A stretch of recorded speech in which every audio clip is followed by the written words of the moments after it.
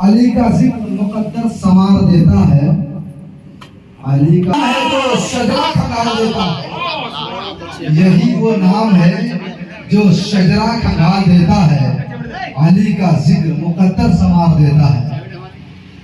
ہر پھول وہاں کا گلشن طیبہ کا پھول ہے، ہر پھول وہاں کا گلشن طیبہ کا پھول ہے، باغ مجیب اصل میں باغ رسول ہے، باغ مجیب اصل میں باغ رسول ہے، اور سجدہ جو کیا شوق سے شہر مجیب میں، سجدہ جو کیا شوق سے شہر مجیب میں، سر پہ ہمارے آج بھی چوکھٹ کی دھول ہے، سر پہ ہمارے آج بھی چوکھٹ کی دھول ہے۔ عزیزان محترم، آج تقریری پروگرام نہیں ہے بلکہ ہم لوگوں کو صرف یہاں دعائیہ پروگرام میں شریک ہونا ہوا ہے، ورنہ تقریر کے لیے تو خطیب جھارکھنڈ شیر جھارکھنڈ ہمارے آپ کے بیچ تشریف فرما ہے، ان کی خطابت شروع ہو جائے تو اچھے راستہ بھول کر جلسہ میں بیٹھ جاتے ہیں۔ آج جناب عبدالستار صاحب نے اظہار خیال کے لیے اس محفل کا انعقاد کیا ہے کہ اب تک میں کہیں کا نہیں تھا، اب تک مجھے کہیں گنا نہیں جاتا تھا، لیکن جب میں نے اپنے آپ کو سمرپت کر دیا، حوالے کر دیا، سرنڈر کر دیا بارگاہ تاج العارفین میں، باادب اپنے آپ کو ان کے حوالے کر دیا اور کہہ دیا یا مجیب اب میں نہیں ہوں بلکہ میں آپ کا غلام ہوں، آپ کا جو اشارہ ہوگا میں اسی راستے پر چلوں گا۔ اشارہ ہوتا ہے پڑھو نبی پر درود شریف، میں نبی پر درود پڑھوں گا۔ اشارہ ہوتا ہے پڑھو میرا اللہ اور اللہ کے رسول پر کلمہ ہے تو میں وہی کلمہ پڑھنے لگ جاتا ہوں۔ کہا جاتا ہے کر لو گناہوں سے توبہ، میں نے گناہوں سے توبہ کر لیا، اے میرے پیر و مرشد میں نے اپنے آپ کو آپ کے حوالے کر دیا۔ اب آپ کو راستہ بتائیں گے۔ پیر و مرشد نے کہا اگر تم اللہ کی رضا چاہتے ہو، اللہ کی خوشنودی چاہتے ہو، اللہ کی قربت چاہتے ہو، اللہ کی خوشی چاہتے ہو تو سنو، اللہ کے محبوب پر کثرت سے باوضو بلا ناغہ درود کا وظیفہ پڑھو۔ کہیں اور اگر بک جاؤ گے، کہیں اور والے کے حوالے ہو جاؤ گے تو ہو سکتا ہے کہ تمہیں جنت کا پروانہ دے دے اور کہہ دے اب تمہیں کچھ کرنے کی ضرورت نہیں ہے، لیکن میرے پیر کہتے ہیں کہ جس طرح سے اپنے پیر پر فنا ہو کر کے امیر خسرو کو خسرویت کا مقام حاصل ہوتا ہے، اسی طرح سے اگر تم دامن مجیب میں آئے ہو، ان کے سچے غلام بن جاؤ گے تو تم سچے قادری کے حقدار بن جاؤ گے۔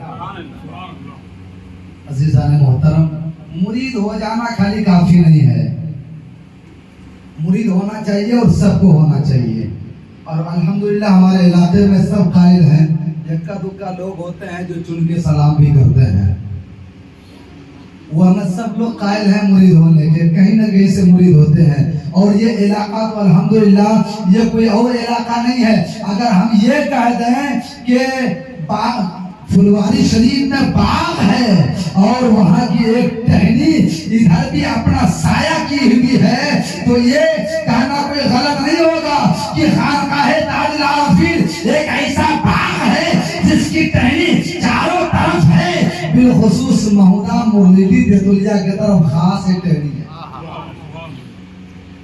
ہر وقت ادھر سایہ کیے ہوئے رہتی ہے یہ ٹہنی، کبھی اس علاقے کو خانقاہ کے افراد بھولتے نہیں ہیں، ہر وقت یاد رکھتے ہیں۔ ایک بچہ بھی اگر یہاں سے خانقاہ چلا جائے اور جا کر کے ملاقات کرے خانقاہ کے کسی فرد سے، صاحب سجادہ سے یا کسی بھی فرد سے خانقاہ شریف کے، تو وہاں جانے کے بعد معلوم اگر ہو گیا کہ یہ اس علاقے سے آیا ہے تو اس علاقے کے تعلق سے نام لے کر کے وہاں کے اکابرین پوچھتے ہیں فلاں کی خیریت تو ہے، فلاں خیریت سے تو ہے، فلاں کی طبیعت کیسے ہے۔ مطلب یہ ہے کہ آپ رہتے معاونہ کے علاقے میں ہیں لیکن پیر و مرشد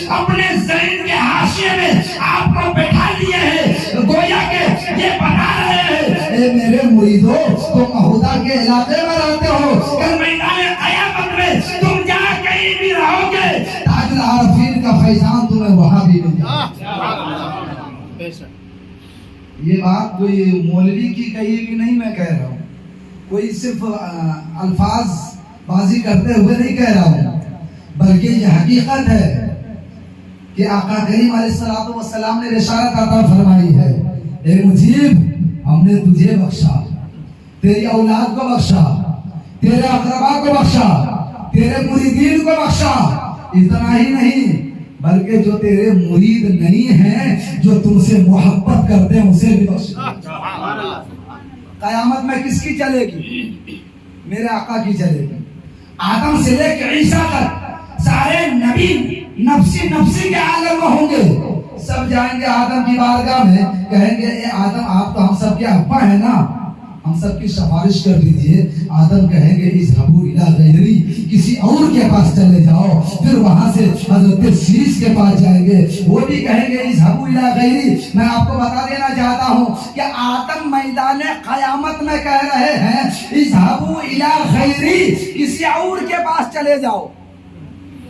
मतलब यह है कि किसी और के पास जाने में कोई मसला नहीं है, किसी और के पास जाने में कोई मसला नहीं है। वरना दुनिया में अगर किसी और को हमने अपना जरिए निजात का सामान बनाया, हमने अपना वसीला बनाया, तो सवाल होता है क्यों ना हम लोहे की सीढ़ी पकड़ के चले जाएं।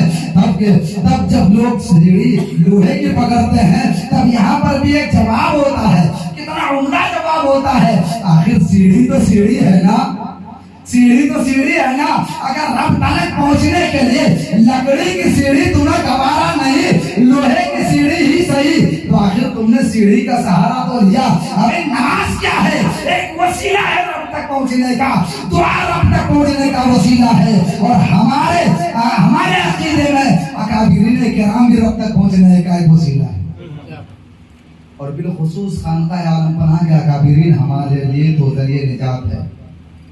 यही हमारे लिए सबसे बड़ी दौलत है कि उनके हाथ पर हमने अपना हाथ दे करके ये कहा कि मेरे पीरो मुर्शिद, मुझे नहीं पता कि मंजिल कहाँ है, मुझे नहीं खबर कि मंजिल किधर है, बस आप जानते हैं, मुझे मंजिल तक पहुंचा दें। अब पीरो मुर्शिद मुझे बनारस वारिस रसूलुल्लाह बनारसी की बारगाह में पहुंचाए, या हिंदल वली की चौखट पे पहुंचाए, या गौसे आजम की दरबार में पहुंचाए, या करबला के शोहदा की चौखट पर पहुंचाए, या मौला अली के दरबार तक पहुंचा दे, या मुस्तफा जाने रहमत के मुबारक आस्थाने तक, आपके मुबारक दर तक पहुंचाए, या रब की बारगाह तक पहुंचा कर हमारे बख्शिश कर।